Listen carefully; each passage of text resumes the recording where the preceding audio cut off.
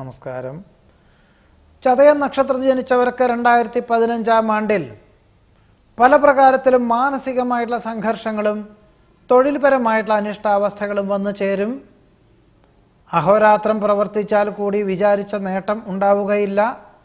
സാമ്പത്തികമായിട്ടുള്ള പരാധീനതകൾ വന്നു ചേരുന്നത് വഴി അർഹമായിട്ടുള്ള പൂർവിക സ്വത്തോ മാതാപിതാക്കൾ തന്നതായിട്ടുള്ള സ്വത്തോ വിൽക്കേണ്ടതായ സാഹചര്യം ഉണ്ടായിത്തീരും.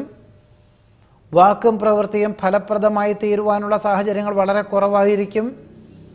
സാഹചര്യങ്ങളൊക്കെ അനുസരിച്ച് നിലവിലുള്ള പാഠ്യപദ്ധതി ഉപേക്ഷിച്ച് 2015 ആഗസ്റ്റിന് ശേഷം ആദ്യ ഉപരിപഠനത്തിന് പുതിയ പാഠ്യപദ്ധതിക്ക് ചേരുവാനിടയുണ്ട്.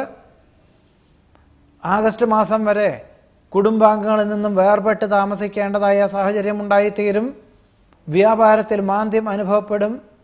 വ്യവസായ സ്ഥാപനത്തിൽ അകാരണമായിട്ടുള്ള അനിഷ്ടാവസ്ഥകളും അപകടങ്ങളും വന്നു ചേരുന്നത് വഴി മനോവിഷമത്തിനും സാമ്പത്തിക നഷ്ടത്തിനും യോഗമുണ്ട്. നിശ്ചയിച്ചുറപ്പിച്ച കാര്യങ്ങൾക്ക് വ്യതിചലനം വന്നു ചേരും. നിസ്സാര കാര്യങ്ങൾക്ക് പോലും അഹോരാത്രം പ്രവർത്തനം വേണ്ടി വരുവാനിടയുണ്ട്. വാതനാഡി നീർദോഷ രോഗപീഠകളും പ്രമേഹ രോഗവും വർദ്ധിക്കുന്നത് വഴി പലപ്പോഴും ആശുപത്രിവാസം വേണ്ടിവരും. സംയുക്ത സംരംഭങ്ങളിൽ നിന്നും പിന്മാറുന്നത് ഭാവിയിലേക്ക് ഗുണകരമായി തീരും. ഗതാഗത നിയമം തെറ്റിക്കാതെ സൂക്ഷിക്കേണ്ടതാണ്.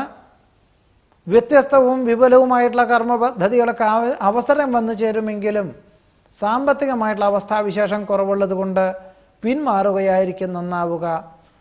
ഏതൊരു കാര്യവും ഈശ്വര പ്രാർത്ഥനകളോടുകൂടി ആത്മസംയമനത്തോടുകൂടി ആത്മനിയന്ത്രണത്തോടുകൂടി സ്വീകരിച്ചാൽ ഏറെക്കുറെ അനിഷ്ടാവസ്ഥകളെ അതിജീവിക്കുവാൻ സാധിക്കും.